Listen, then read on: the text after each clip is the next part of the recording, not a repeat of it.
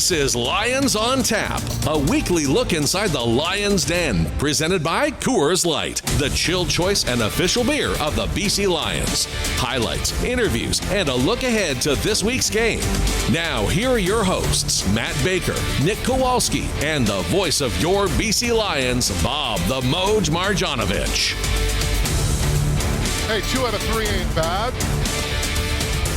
As we come to you tonight from the Rendezvous pub in Langley, it's the Moj, Bob Marjanovic, along with Matt Baker from the Lions Media Relations Squad. Nick Kowalski on assignment. Right, Binks? That's what we're calling it? Is that what we're going with? On assignment. Yeah, I heard he was sentenced to a few extra days in Manitoba is what I heard, so. Poor kid. Yeah. We're coming to you tonight from the Rendezvous pub in Langley, 20620 56th Avenue. It's described as a relaxed joint with a patio, live sports, and liquor store serving cold pints and standard pub fare. I had the burgers outstanding. Yeah. And the dry ribs, very, very good, that I shared with young Liam Thompson from our social media team. So. Did that burger last year? Remember we were here twice last year? Southwest chicken wrap, very good. So, yeah, excellent. And it's Wing Tuesday, like you said. So I know our guest tonight, Patrice Rene, enjoyed some chicken wings. So great spot. All of this, of course, is brought to you by Coors, Molson Coors, I should say, and a big shout-out to those folks who are always supporting the cause. BC Lions on tap on 980 CKNW. All right, let's get to it. It's been a few days now already since what happened in Winnipeg. I'm still trying to register that thing and figure out what happened because I did not see that coming. I did not see that coming, particularly from the offensive side of the ball. I thought the defensive side, they gave up, 13, 14 points at half. They hung in there. They only allowed one touchdown on the night despite being on the field for 41 minutes. And a lot of that was obviously due to the fact that it was a 2-and-out night for the offense with only 4 first downs. Yeah. But, man, I just did not see that coming from the Lions offense. Not at all. A pretty shocking performance from a few angles. Talking about the offense, yeah. No first downs at all until the second quarter. 5 series to start, 2-and-out each time. 2 of those, they started around midfield. So they had great field position on the first 3 or 4 drives. One of those that started around there resulted in the interception to Tyrell Ford, and have to credit him. He just went up and made a great play. So definitely uncharacteristic, and you know it's going to eat at this team. They've had a few days already before getting back to practice to think about it, and hopefully it serves as a bit of a wake-up call. Well, again, I just look at that game and I say to myself, the Bombers played well. They're good defense. Don't kid yourself. But, man, The Lions made them look like the 85 Bears, right? And they're not that good. Not good to – and it's not like BC doesn't have players on offense, right, that they're inept. This is a high-powered offense that could just manage 4 first downs, so a combination of both factors. And not only do you lose the game, but you lose quarterback Vernon Adams Jr. for what we're describing now weeks rather than months, but still a big hit. Yeah, week to week, Rick Campbell came out and said that on Friday, and I know you were out at the field today, practice field, a walk-through practice, but still Vernon not taking part.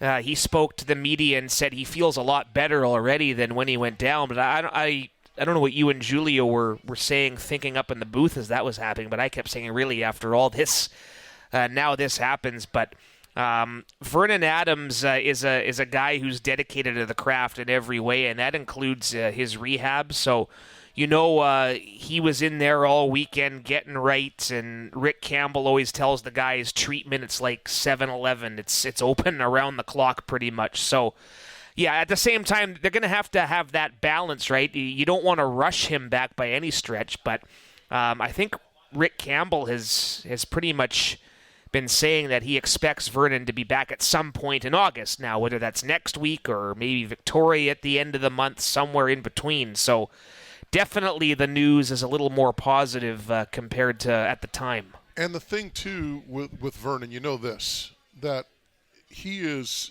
150% in, committed.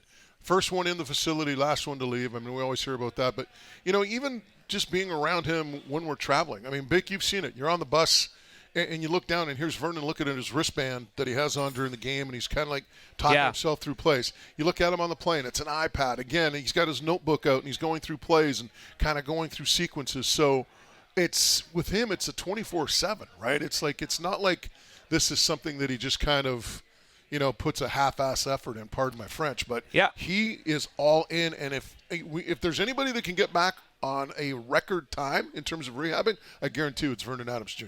Yeah, and one of the things from time to time, dealing with our television partner, they'll always ask, what time does the bus roll into the stadium when we're on the road? And I'm up front with him. I tell him, well, he's probably going to be there before the bus. Yeah. He'll go there on his own, and you'll see him. He's out there. If you ever watch a telecast and you see they have the footage of him out by himself in his street clothes on the field, you say, looking at the wristband, going through his calls, visualizing everything.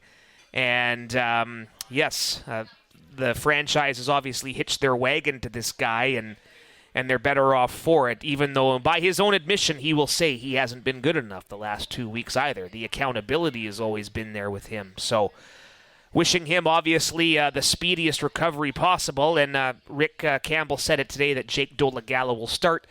Will Chase Bryce get in at some point? Yeah, possible, but Jake has been the guy working with the offense, and we shall see how they operate. And, for people looking at a scouting report for Jake Dolegala, obviously not as mobile as Vernon, but a bigger quarterback and tremendous arm strength. Yeah. Spent a season on the roster, the active roster with the Cincinnati Bengals out of Central Connecticut. So it's going to be interesting to see because he's had a little experience with Saskatchewan, right?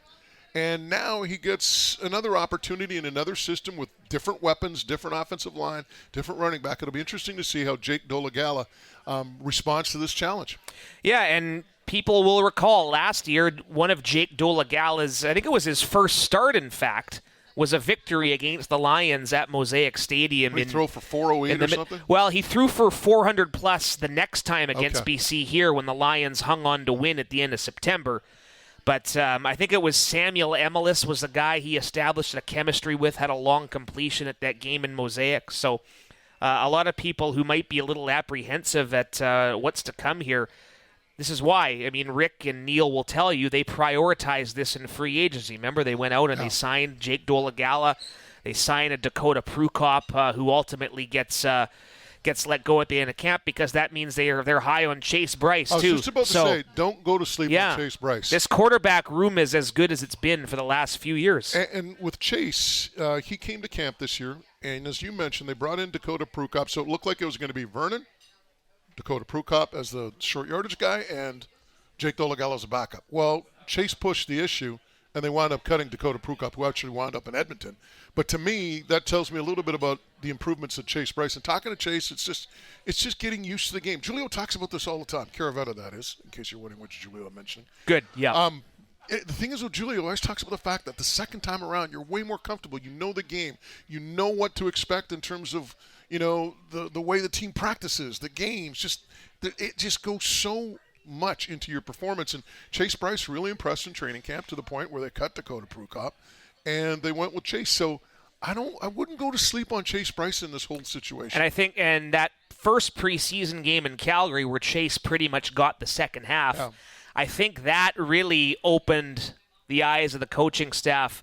You have this guy in a game situation, albeit against another team maybe not playing all their starters on defense, although Calgary did dress a pretty veteran-laden lineup, I think, in that game, right? By that point, in the first half. By that point, some of them may have been out of the game, but you can look good in practice. You can look good throwing against air, whatever the case may be, but that game situation, I think, is what all but cemented a roster spot for him. Lions go into Edmonton to take on the Elks this Sunday, 4 o'clock kickoff, 3 o'clock pregame show on CKNW 980 and the Lions radio network. I'm so happy that Edmonton beat Saskatchewan. Not that I'm anti-Saskatchewan, but just the fact that they got a win because they're due. Right. This is a team, they've only got one win. I know people are going to look at the record. People in Saskatchewan were losing their minds. This was not an 0-7 team they faced. They had 3 consecutive walk-off field goals. Of those 7 losses, I believe 5 were one-score games. They were in just about every game they played this year, and they finally got rewarded.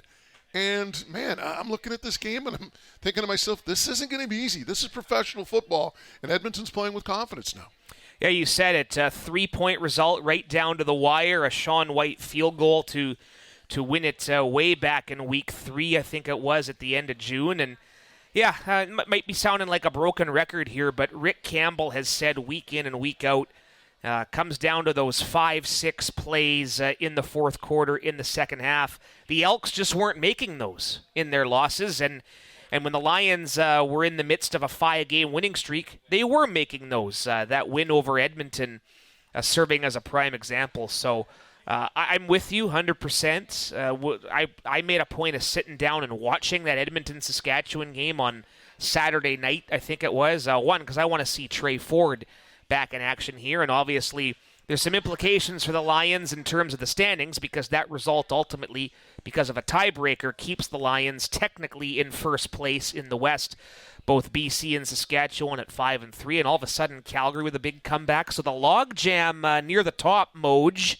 is getting more and more tight. So I expect the Lions to see a rejuvenated Edmonton team who proved they can also run the ball. Was it 169 yards for Javon Leake? And we know some of the problems that they've had up front stopping the run. You see Brady Oliveira going for another 100 last week. So a very important test here at this stage. Yeah, and winning on the road's never an easy thing. And obviously the Lions are going to have to come up with a road win in Edmonton at Commonwealth Stadium when they take on the Elks. All right, it's the Moj, Bob Marjanovic, along with Matt Baker. Just to give you a heads up, Patrice Rene of the BC Lions will join us in a couple of minutes' time. But before we go to break, that was easy for me to say. You've got an update in terms of the Upper Bowl for the game against Winnipeg at BC Place. Yes, would expect the Upper Bowl seating to be available as soon as tomorrow. We sort of hinted at it last week that the ticket sales were going very well. Lions Blue Bombers, a bit of a quirk in the schedule here. Winnipeg gets the bye and then comes here, so they have 2 games straight against the Lions. And boy, oh boy, this is going to be a big one in the rubber match in this season series, I tell you.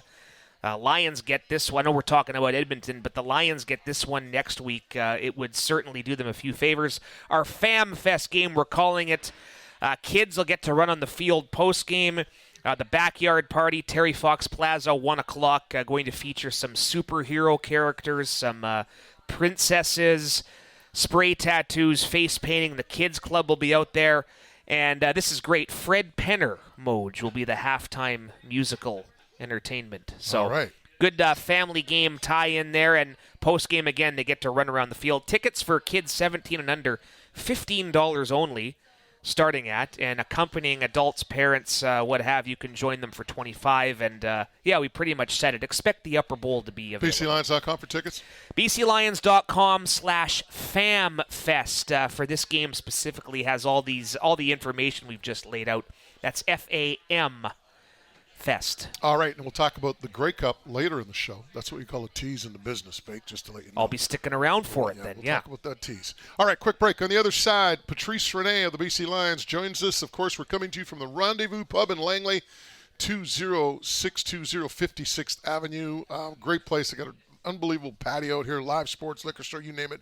They got cold pints, of course, and standard pub fare. Check it all out, the Rendezvous Pub in Langley. Patrice Rene of the Lions next. You're listening to BC Lions on Tap on 980 CKNW. Now back to more of Lions on Tap, presented by Coors Light. Once again, here are Matt Baker, Nick Kowalski, and Bob the Moj Marjanovic. It's the Moj along with Matt Baker from the Lions Media Relations team. Nick Kowalski on assignment this week. He is not here. We're coming to you from the Rendezvous Pub in Langley, 20620 56th Avenue. A great patio here. They got live sports, liquor store too, serving cold pints, standard pub fare. It's outstanding. If you're in the neighborhood, be sure to check it out. Rendezvous Pub in Langley. And all of this a presentation of Molson Coors. And now we move along to our guest for this evening. He is BC Lions linebacker Patrice Rene. Patrice, welcome. Thank you guys for having me. Excited to be back here. Yeah, excited to be back. It'd be a lot better if we had a win to talk about. But oh, man, would it? I know that you have to reset and refocus, but I don't want to dwell on it. But yes, sir. Just your thoughts on what happened in that game in Winnipeg. I think Coach Campbell said it best at the end of the game. It was just a bad day at the office. Tough day for us at the office. I think for us, one of the main things that's frustrating is just we know the level of football we could play. We know the talent that we have on this team, and nobody has higher expectations for us than we do. Yeah. And when we fall short of those expectations that we set on ourselves, it's not the best thing. It's not the best feeling. Obviously, the game was what it was. Got to give credit to Winnipeg They were prepared, a really good team, really well coached, and they were just a better team that day, and I think for us, it was a lot of self-inflicted wounds, especially on the defensive side of the ball. A lot of plays that we wish we could have had back. We felt like, we were prepared as well, and had a really good game plan going in, and just didn't execute well enough. They made more plays than we did. We tried to give offense as much boost as we could, as much help as we could on our end, but just wasn't our day. It's professional football. Everybody gets paid to do their job, and sometimes, the other team just makes more plays than we do. Yeah, and I mentioned it's not like, to me, I look at the performances, and I'm not going to throw the offense under the bus because football is a complementary game. There's going to be games where you guys don't play well and the offense picks you up and vice versa, right? For sure. And you guys did, I think, as much as you could have almost, considering the circumstances, because they only scored one touchdown. Yeah. They had the ball 41 minutes during the course of the game, and you guys just kept holding them to field goals. But it's still like, I know where you're coming from, because in that sense, you're saying to yourself, if the offense ain't clicking today, we got to make a play, right? For like sure. we got to get maybe a pick six or a big turnover or something, Sure. to provide a spark. And that, just like you said, it wasn't there. Yeah, on our team dynamic, man, we're so close as a group of guys, and offense, defense, special teams, we're all kind of tied in together. When we're on the field, let's say offense goes through, and now defense, first thing to say is, we got y'all boys, we got y'all back, we gonna get the ball back for y'all. If we get scored on defense, offense, first thing they say is, hey, we got y'all back. We're gonna go get one back for you guys. So, like you mentioned, complementary football is a big thing for us, and when the offense is not kind of rolling how we're supposed to, we try to do a little bit more. When we're not going as we were supposed to, offense tries to do a little bit more, special teams tries to do a little bit more. So we're all in this together, man. We're a very good, close team, very, very, very, a lot of togetherness on this team, and to see that develop that way just was a good day for us. But like I said, we're very focused. We have the right guys, we have the right coaches, have the right mindset, and we're back to work and ready for the next game. How tough was it to see Vernon go down? Oh man, that's tough. Sitting here, hearing you guys speak about him and just the type of guy he is, that's something that we all experienced firsthand, that we all witnessed firsthand. Him being the first one in, last one out, him going out and preparing the way he prepares and seeing all the work he puts in. It's tough to always see one of your brothers go down, especially in that fashion. Vernon Adams Jr., man, I can't really say enough about him. Just the type of guy he is, the type of leader he is. I could honestly say he's one of the heartbeats of this team. We go as he goes. It was tough, but he's a tough guy. If anybody, like you said, you mentioned, if anybody could come back earlier than this, it'd be Vernon Adams Jr. I don't doubt it. I put my money on it, put my money on him. Thankfully, God willing, it wasn't as bad as we possibly thought it could have been. So that's always a positive. But he's in the gym. He's getting back ready to rehab and come back and help this team win games. Won't dwell on it for too much longer, but as bad as it seemed, there was a couple instances in that game where you thought, okay, maybe the tide could turn here. There was a third down stop in the second quarter with Streveler. I think it was Ace Ely who came in and made that play. Yeah. Right? And then even at halftime, I remember the message in the locker room was 2 and out, go score. Get the 2 and out, and don't have to really hit on that onside field goal attempt. But when you look at a couple of sequences like that, how much more does it eat at you? Oh, it's always tough, especially the flow of the game. And, what doesn't help is definitely the environment. Playing in Winnipeg is one of my favorite places to play, but it's definitely a hostile environment, and their crowd was definitely in it and fed off of what was going on. So it was definitely tough. But, we made some plays, but we just didn't make enough. That's really what it comes down to. We had a lot of flashes, a lot of good opportunities, a lot of good moments in the game. It wasn't all bad at all. But at the end of the day, the other team just made more plays than we did. I know the schedule's been kind of all over the place, and it almost feels like you guys had as much time off after that game as they did on the bye last week. But is it good to sort of have a couple of days to stew about it, or would you rather get back to practice right away? What's your thought process there? A little bit of both. I think at the end of the day, it's important to reflect and look over the film and see what we did good, see what we did bad, what we could improve on. I think that's always really important to do self-evaluations, but at the same time, it's also important not to dwell on it too much. So for me personally, I take about a day or two, watch the film the first time, watch it again with the team, and then watch it a third time by myself. Once I do that, kind of put it on the rug and keep it pushing. It's a long season. We're still early in the season, halfway through. There's a lot of football to go, especially in the CFL, man. You guys know how it is. Doesn't really get a little hectic till later on in the year. Absolutely. So, everything's still in front of us. We're still sitting in a pretty good position in the West.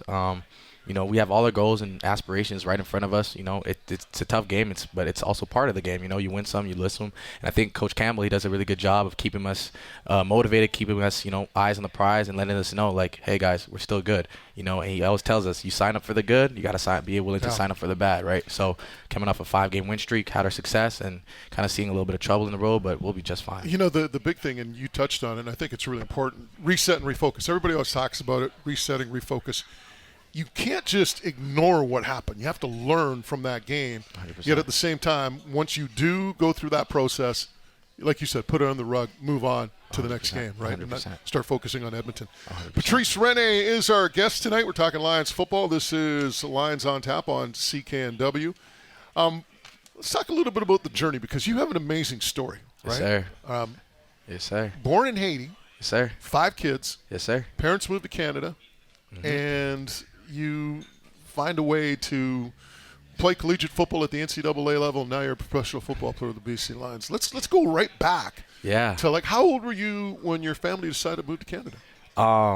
Yeah, it's, like you said, long journey. I'm even surprised myself that I'm here talking to you guys right now. But we made the move. I was about 2.5 years old. So, yeah, the youngest of 5 kids. So 3 older brothers, 1 older sister, both parents. And, living in Haiti, my parents had a pretty decent life, managed, did what they had to do. But unfortunately, the political situation over there kind of took a turn for not the best. And they decided that the best thing for our family was to kind of seek refuge somewhere else and come to Canada. So, a lot of my family members ended up going down south in the States. But I don't know why. My dad, he's the oldest of 9 kids, and kind of the leader of his family is like, we're taking us to Canada. So we landed in Canada when I was about 2.5. And sports was always a big thing in my family. My dad was a big soccer fan. My older brothers played sports, so I was always around sports, but not football. Nobody really played football. Football was foreign to us. Our sports in the house was mainly soccer and basketball. You grew up in Montreal, right? I grew up in Ottawa. Ottawa, okay, yeah, 2 hours away, Ottawa. But coming up, just playing sports, being around the guys, I was always a jovial kid, meaning that, every time I was in school, on the playground, I always liked to hang out and play with my friends. Like, that was the thing to do. I loved just spending time outside and just being a kid. And I was introduced to football by one of my best friends. They were actually hosting tryouts in our neighborhood. And after a long time of convincing my parents to sign this form, I was able to kind of get on the field. Okay, statute of limitations is relative. Yeah. Did they actually sign it, or did you kind of forge a signature? Oh, I made them sign. I was too young to forge. I didn't know what forging meant at the time. But I just knew I wanted to go play with my boys outside. And my mom was like, she was in the kitchen cooking. I'm like, Mom, sign this. She's like, what? I'm like, football. She's like, what? What? I'm like, football, I need to go play. Sign this, my waiver. And then she ended up signing it, probably just get me out of her way, just to stop annoying her. But that changed my life for the better. I'll tell you a funny story. Like, I remember my first practice to this day. Yeah. And I was in grade 10 when I first took up football. Yeah. I remember to this day, because I was a duck to water. Oh, yeah. I'm like, I can hit people. This is fun, right? And do you remember, like, what it was like that very first time you went to practice? Yeah, see, I definitely remember my first time. Similar to you, you kind of were like excited, I get to hit somebody and it's legal. I was kind of on the other side of the state where I got hit for the first time, and I was like, whoa, do I really want to do this? I remember, we were doing Oklahoma drill, and I got smacked pretty hard, but my first instinct was to get back up and do it again. So that's really when I fell in love with the game. And there's no better teacher in life than the game of football. Just being on a team, teaching you about accountability, toughness, perseverance, camaraderie. I just fell in love with it, the whole game and everything. When did you realize that you could do something special in football? It wasn't until I was about, I would say, 11 or 12 years old where I met my mentor, Victor Todondo, and his wife, Charmaine Domi. After one of my games, they came up to me and they were like, hey, man, listen, you have incredible talent. We think that, you could take, with your talents, you could take yourself to different places and open different type of doors for yourself, like going to school for free and getting a scholarship. If you really want to focus on that and make that your path, I think you have a really good chance. And that's when the first time I kind of went back home and I sat with my parents and I was like, I don't really come from a family that has a lot in terms of financials, right? My parents are very hardworking people, managed what they could. And when the idea of possibly going to school for free at a prestigious university in the States came up, that was kind of exciting for them, right? Saving a lot of money and get an education. That's like one of the main things. Education is really big in our family.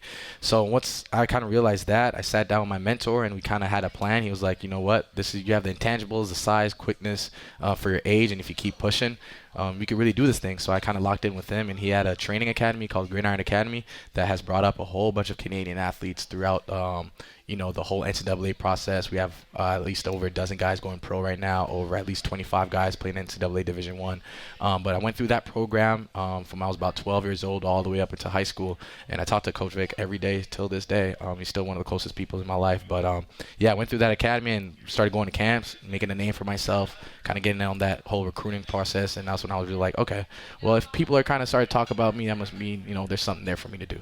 I see Victor reposted us on X that you were coming to join us here tonight. Yeah, so, always showing support. Gridiron Camp on X.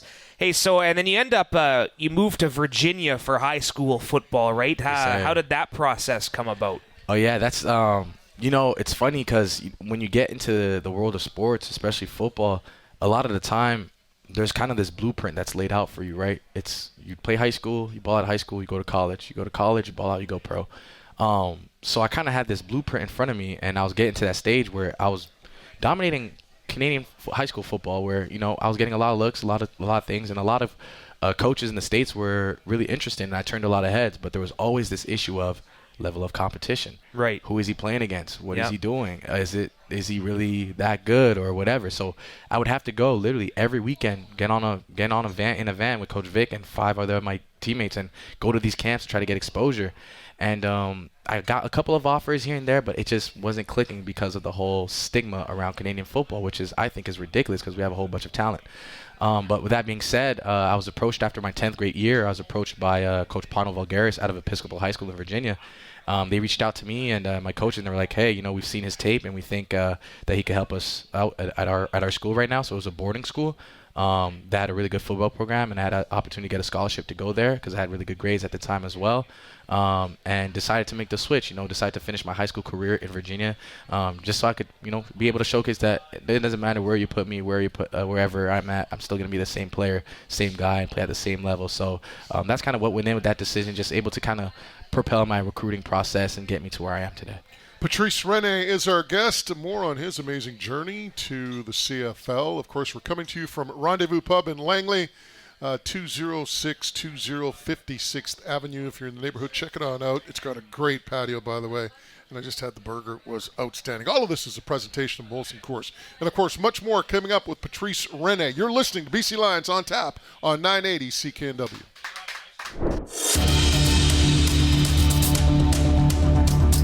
Now, back to more of Lions on Tap, presented by Coors Light. Once again, here are Matt Baker, Nick Kowalski, and Bob the Moj Marjanovic. 2 out of 3 ain't bad. It's the Moj, Bob Marjanovic, along with Matt Baker from the Lions Media Relations team. Nick Kowalski on assignment this week. Coming to you tonight from Rendezvous Pub in Langley, 20620 56th Avenue. If you're in the neighborhood, pop on by. All of this a presentation of Molson Coors. And our guest on BC Lions on Tap on 980 CKNW tonight is Lions linebacker Patrice Rene. We talked to him in the previous segment about his journey in football. We got to the point where you wind up going to a university, like you're going to all these camps, and then you find, I'm imagining the offers started to come a little bit more rapidly once you started going to these camps. Yeah. Once I made the switch to the American school and competed with those guys, the offers definitely did start coming in. I think I finished with about 42 offers, so was blessed enough to have the opportunity to really much go wherever I wanted. But for me, when I made my college decision, the most important things were education, campus, and just the opportunity to develop as a player. And I found all those things at the University of North Carolina. And that's where I committed coming out of high school. And really, honestly, people say, college is the best 4 years of your life. I can honestly say those were my best 4 years of my life. So sometimes I wish I get to go back, but, we don't. Sadly, that's not the case. Most people think about North Carolina as a basketball school because of Michael Jordan. It's all the great players that come out there, but it got a pretty good football program too. Oh yeah, we definitely are. I wouldn't even say up and coming. I think we're here now. I was there when I was able to experience both sides. When I first got there as a freshman, Went 2-9. Oh no, we went 8-5 or 8-4 the first year. Then my second year we went 2-9, and then after that we started winning a lot more games, going to bowl games. Went to 3 consecutive bowl games in a row. Won the Orange Bowl against Miami. So in my career there, I was able to kind of be a part of that switch of transition where we were always known as a basketball school, but through the football program, having success and producing more, we're here now as a football program as well. A lot of people talked about NFL, that you were a potential guy that could go to the National Football League. You suffer a torn ACL. Yeah. That obviously derailed those plans to an extent. But, I look at your background, and I imagine for you, looking at what your dad did and being a first generation kid. And I was the same way. Like, my parents came from Yugoslavia, so I seen all the battles that they had to go through, and I imagine you probably saw the same battles that your parents go through. I don't think there was too much time to really feel sorry for yourself, was there? Oh, no. My parents, I'm very close with my parents, very family-oriented. And, they're my idols and they're my inspiration. And to see what they were able to do and, are still doing till this day. My dad's about, I think he's turning like 65, 60, high 60s, I'll say. Sorry, Dad, to put you out there. But he's still working. He's still busting his butt and still, trying to provide for the family and doing these things. So for me, when I was going through my injuries and my hardships, he always told me there was only 2 options to look at it. You either feel sorry for yourself or you either make something happen. And I always chose to make something happen because that's what I saw him do. He never complained. He never felt sorry for himself, so why should I, right? So, that's definitely, I definitely owe a lot to my parents for being so resilient and them being the model for me to kind of follow through and just be able to go through life. Yeah, very quickly, I know Beck's going to jump in on that. Sorry, Beck, but people, like, when I think of what my parents did, like coming over to a country, my dad came first and my mom. Yeah. And, like, not knowing the language. You show up at an airport, like, with $20 in a suitcase. And I'm talking, Literally. like, in the 50s, Literally. $20, right? And, to see what they accomplished, and I'm looking at my parents and see what they accomplished, and I'm sure you feel the same way. You're kind of like, put yourself in that spot for a second, right? Yeah. Go to some country where you don't know the language, you don't have any education that you can fall back on, and you got to make a life for not only you, but for your family. I mean, I'm blown away by it when I really kind of do a deep dive on it. Yeah, 100%. I mean, I couldn't have said any better. It's incredible. And, to think about, it's not, games that they're playing. This is real life. Like, this is, big time. Coming to another country, not knowing the language and having to, provide and put food on the table for a big family. So, yeah, man, just credits to them. I can't even say anything more. Credits to them. You mentioned the Orange Bowl. I believe this was your last game for the Tar Heels, right before you went to Rutgers to wrap it all up from a college perspective. But looking at this, how different was this, Patrice? I see the attendance was only 13,000 and change. I'm guessing it was a limited capacity because COVID and everything. When you factor that in, how different was that experience? But how unique was it? How special was it to play in such a prestigious bowl game? Yeah, it was wonderful. I mean, obviously 2020 was a crazy year for a lot of people for a lot of reasons, and that kind of downsized a lot of things. But it was still a special experience, being able to be in a New Year's Bowl is big time, especially the Orange Bowl with the tradition that they have with the teams that were able to play, and to play Miami there as well. I mean, not Miami, but Texas A&M. Sorry about that. Yeah, Texas A&M, because we played Miami the week before in the same stadium. But to play Texas A&M over there, it was wonderful, and we had a really good team that year. It was just an amazing experience all around, and having guys like Sam Howell, Javonte Williams, Michael Carter, Chaz Surratt, De'Ami Brown, Daz Newsome, like those are guys that I'm just naming on the top of my head that were on that team and that squad that made the experience so much more special and spectacular. But yeah, it was a really, really great time. How much of those guys do you keep in touch with? Sam Howell, and you had Mitch Trubisky there earlier. How much of those guys?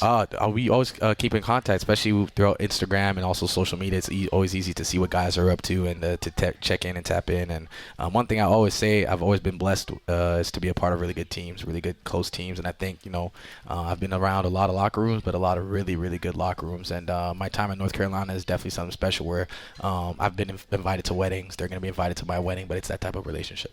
And Sam's just down the road in Seattle now. You going to plan to get down there perhaps one of the bye weeks or a break in the schedule? Oh, most definitely. Last year I actually went to their preseason game last year because I had 2 of my buddies playing. Now that Sam's there, I'm definitely going to try to make that trip and see what's up to him. Awesome. Patrice Rene is our guest. This is BC Lions on Tap, coming to you from the Rendezvous Pub in Langley this week. Rutgers, I looked it up, and you were talking about your degree in communications. Yep. You said education's important. Yep. You apparently at Rutgers were working towards a master's degree in labor studies and employment relations. Yeah. How's that coming along? Just wrapped that up, to be honest. I think it was last fall. Congratulations. Thank you. Appreciate that. Education's always been a big thing for myself and my family. But I always tell guys, I coach some guys in the off season and mentor them through the academy that I was talking about at Victor. But I tell them, like, with football, you open so many doors, and when you get to go to school for free, you better take advantage of it. Yeah. Get that degree, man. You're already going to class. You're already doing those things. You're there, so you might as well take full advantage of it. Take advantage of the campus. Take advantage of those resources. Don't just be a football guy. So every time, I was going to class, I was chatting with my classmates, other people that were there, that were paying to get there. How did they get there? Like, what was their journey? And that kind of helped me, stay motivated to stay in my studies. Because, at the end of the day, I'm not going to be able to play football all my life, right? I'm going to have to fall back onto something. And for me, it was always important to have something concrete to fall back on and to pursue my education. So double majored in undergrad in communication and sociology, and then just wrapped up my master's in management and labor relations. And it's about habits too, right? I mean, it's about habits in the classroom. For okay, sure. Those guys that go out there and they don't go to class, they get drafted by the NFL, and they make millions of dollars. Those guys are few and far between. It's not going to. And the other thing too is, a lot of those guys, if they don't have those proper habits and those proper life skills, that money's going to be gone pretty quick. We've all seen that happen, right? So 100%. That's the one thing about, I always talk about kids, and like I look at, what do they do in the classroom? What are their habits like in the classroom if you're going to recruit a kid? And you look at the Patriots and all their success. Yep. They were every year under Belichick, they had the highest percentage of college grads. Mm-hmm. That kind of coincides with their success as well. And plus, they got a guy named Brady, too, so that kind of helped. He was okay. So, CFL, you wind up going to Winnipeg first of all teams. Yeah. Honestly, Winnipeg drafted me. So, I got to give credit to them, show them love. They drafted me back in 2021, but I was still in school finishing up my master's and playing for Rutgers. But once I finished that, I was able to complete my season and then go up there to Winnipeg. So went there for the 2022 season was my first year. Winnipeg being on this side of the ball is kind of different now, and different feelings towards them. But when I first got there, first class organization, really good ownership, general managers and coaches. Can't really have nothing bad to say about the team. And they gave me my first opportunity. Unfortunately, got hurt my first start right there, tore my patella, and that was the wrap for my season. So didn't really get to play there. Last year in BC was my first real pro season, so I kind of consider that as my coming out party and just kind of my first full experience. But starting off my CFL career with the Bombers, yes. Yes, you mentioned the knee injury. Just going through that rehab process, how tough was that, and what did you learn? It's something that I went through before. Tearing my ACL my senior year of college, where there was a lot of expectations coming into the year, had a lot of hype towards me getting ready for the NFL, and that happened. So I had to deal with that, and then my was hurt again, and when I was at Rutgers with my hamstring. So injuries is something that I've dealt with, and they're never great. They're never fun to deal with, but it just tests your character.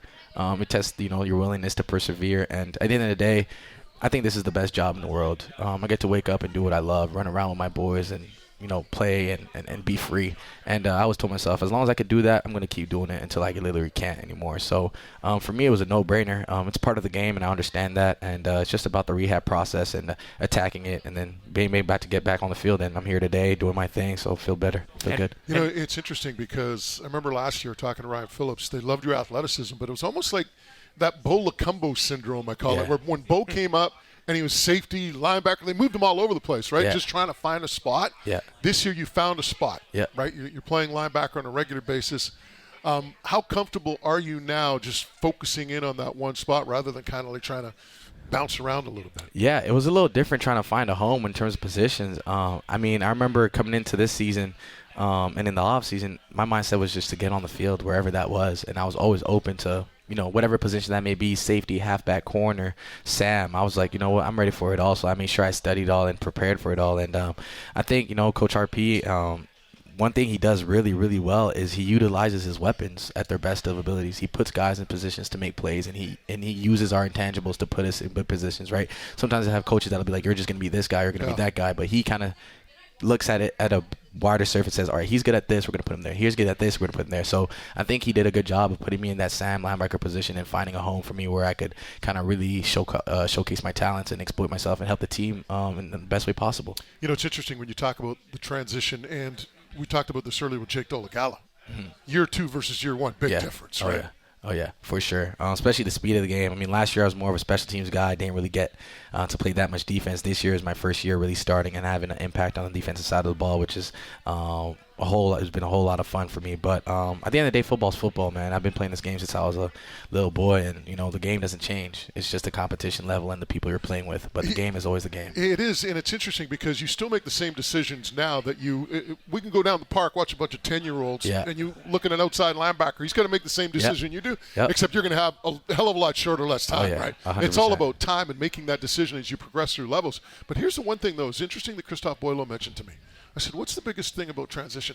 Not necessarily the decisions, because you're kind of wired to make things, but for him, playing safety especially, and I'm sure this probably happens to you, is the angles because of the speed of the players that you're going against, right? You know where I'm going with that, right? For like sure. In college, maybe you're not going to face that guy who has that speed that you see at a professional level, and all of a sudden, say if you got to break outside on an angle and you're going at 25 degrees, say a 25-degree angle in college, that might work, but in the pros, you might have to go to 45-degree angle. Oh yeah, for right? sure. You know where I'm going with that? For sure. I think Christophe actually made a really good point, especially up here on the Canadian field compared to the Southern field, just how wide the field is, right? There's so much space out there for guys to be, dynamic. When you have the waggle, have a head start running through the line, it is a whole different aspect of it. And I think when Christophe was saying with the angles, right, I think the difference is you just got to be more precise at this level. Yeah. There's not a lot of room for error. In college you could kind of get away with things by being more athletic, faster, stronger than the other dude. But once you get to the pros, man, everybody's big, everybody's fast, everybody's a man, everybody's strong, everybody's grown, everybody has a family to feed. So that margin of error, those angles, you got to really come correct when you go out there on that field. This is the tough part because this is the last question, last couple of questions. Bakes is going to grind you in Edmonton. We're good.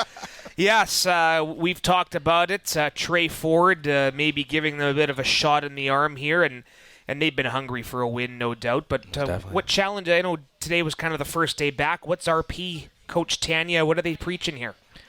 Just the opportunity that's in front of us. Especially coming off after those 2 losses, going into against a tough Edmonton team. You guys touched on it before. They've been in every game they played this season. They're not a bad team. Their record doesn't really dictate who they are as a unit. Right. And they've been playing some really, really good football, have a lot of really good talent. And I think with the addition of Trey Ford, they're just a lot more dynamic. He gives them the opportunity to extend plays, to make plays happen that aren't usually there. And he gives the defenses a hard time, being able to run around. He has to be contained. And he has a lot of weapons on the outside with Geno Lewis. We got Curly Gittins Jr. So they're a really, really good team. And I think for us, it's really not about them, though. It's never about the opponent for us. I think that's one thing that we do a good job over here with the BC Lions, especially with Coach Campbell. He always makes this about us. And for us, we just have an opportunity to get back on the winning streak, opportunity to keep advancing in the West, and really take this thing where we want to go. But definitely not going to be an easy thing to do because they're hungry, like you said. They have a little bit of a life coming off their first win. So it's definitely going to be an exciting game to watch. Patrice, great stuff tonight. We appreciate you making time out to join us, and outstanding stuff, an outstanding interview in terms of your background and the journey that you've had. Thank you so much for joining us. Well done, yeah. Appreciate you guys. Always a pleasure. Thank you. Patrice Rene of the BC Lions joining us here at the Rendezvous Pub in Langley, 20620 56th Avenue. From the neighborhood, pop on by. They got a great patio, and of course, they got cold pints. Are you kidding me? All of this a presentation of Molson Coors. All right, next segment, we will wrap it up. Kowalski's not here, so no Nick Kowalski trivia, but we'll have a special edition of Survivor with a special guest as well. You're listening to BC Lions on Tap on 980 CKNW. Now, back to more of Lions on Tap, presented by Coors Light. Once again, here are Matt Baker, Nick Kowalski, and Bob the Moj Marjanovic. No Kowalski this week, so no trivia, but instead we have a special edition of Survivor, and our guest that's going to help out, along with Matt Baker and yours truly, the Moj, is Hart Pandir, play-by-play voice of the Lions on Shir-E-Punjab Radio AM 600. He's going to be doing the game in Edmonton. He's traveling with us to Edmonton. Hart, welcome. Thanks for having me, guys. You and Tack going to have a lot of fun this weekend, right? In Edmonton, doing a game in person, on the road. We're going to have to show you the ropes. Yeah, well, we're going to celebrate our 1 year for the game that we did last year, so that's where it took place, and we're hoping for another Lions 22-zip shutout. How about that? That would be a great way to start off this Well, end the week, I should say, in the CFL. We get to see Tack out at one of these, by the way. He keeps says he's coming and what? Yeah. He's in Mexico right now. I've never heard of a guy go to Mexico for 3 nights. All right. We got trivia. We're tight on the clock. This is Survivor, folks. We've got a little Survivor music for you. And what we're going to do is we're going to give you a category, and you guys are going to have to basically name a player in the category. First person with 3 strikes loses. You got it? Got it. BC Lions combined yards leader in history. So that's rushing, receiving, and kick return yardage. So we just chime in, or one at a time? No, one at a time. We'll start with you, Harp. Give me the top 15. You got to get a guy in the top 15. G. Simon. Yeah, he's number 1. Thank you. Bakes. Chris Rene. Chris Rene is number 3. Good job. Harp. Rushing, receiving, and kick return yards totaled. Got to make a pick. Darren Flutie. Darren Flutie is not on the list. 1 strike. Bakes. Manny Arsenault. Manny Arsenault is number 6. Congratulations. Hart, back to you. Brian Burnham. Brian Burnham is number 14. You're good. Bakes. Swervin Mervin Fernandez. Swervin Mervin Fernandez is number 15. Back to you, Harp.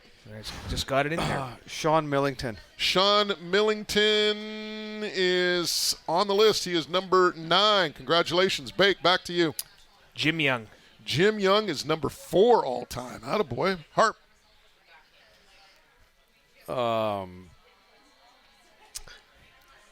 Tick, tick, tick, tick, tick, tick. Mike Trevathan. Mike Trevathan, you have 2 strikes against you. Bake. Mike Trevathan not on there. Wow, okay. Oh, boy. Alfred Action Jackson. Alfred Action Jackson. Bake, that is your first strike. Ooh. Harp, you got to get this one or otherwise Bake wins. Okay, could you repeat the question one more time? Combined yards leaders, BC Lions. Rushing, receiving, kick return. You can also ask a friend, which is me. I'll give you a hint. Nothing? How about quick 6? I was going to, yeah. Harp? Quick 6. Okay. You know who that is. Come on. 94. Stephen Logan? No. Corey Philpott. Oh, goodness. Harp, you lost. Bakes, what do you have left? Do you have anything left? I think I was going to go, did we say Sean Millington yet? Millington was used. Sean Millington was used. Philpott was number 5, by the way. I had a couple. You know dead air is not good on radio, right? How about Willie Fleming? Willie Fleming, number 2 overall. Not bad. John Henry White, number 7. Andrew Harris, number 8. Oh, yeah, heard of him. Number 10, Byron Bailey. Number 11, Tim Brown. Number 12, Larry Keane. Number 13, Aaron Lockett? No, number 13, Jim Evanson. Okay, so those are your all-time top 15. Had Aaron Lockett in the back of my mind. All-purpose yards, combined yards leads. Harp struck out I had there, Damon Allen, but I had a feeling he wouldn't have had enough rushing yards. No, it was just receiving. Good game. Return. Yeah, there you go. Kowalski's got to get back on the horse. Maybe I'll do Survivor next week with you and Kowalski. Let's do it. Yeah, we'll do that. Harp, again, the call. You guys got it on? Shader Punjab, and we go live at 3:30 p.m. Pacific time. Pacific time. Yep. So our pregame shows are always half hour before kickoff, and we also have a postgame for about half hour as well. All right, big thing on the road. Do not hang out with Baker, otherwise you don't know what's going to happen. Bakes. Yeah, we got a wild Saturday night planned by the sounds of it. Yeah, everything's going to be covered tip to tail, bclions.com, and all the social media. Subscribe to our YouTube channel. Young Liam here, subbing in for Nikki on the video, doing a fine job.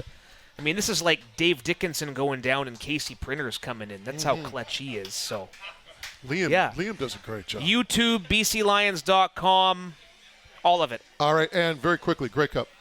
Yeah, Grey Cup 111, November 17th. Approaching, not sold out yet, but it's probably approaching there, over 45,000. Head to greycupfestival.ca. All around the province, we have listeners on 980 CKNW. Check out the Grey Cup tour around the province. I believe it's going up north now, Prince George, among other places. Okay. So pretty cool initiative when celebrating this year's Grey Cup. All right, big thank you to our executive producer on site, Trevor Martins, our videographer, Liam, doing a great job as usual. Thank you, Liam. Matt Baker, And everyone else, Patrice Rene, our guest, big thank you to Patrice and Harp as well. So that's a wrap for us tonight. You know what I'm going to tell you before we get out of here? Do what you got to do. Just do us a favor. Be safe. You've been listening to BC Lions on Tap on 980 CKNW.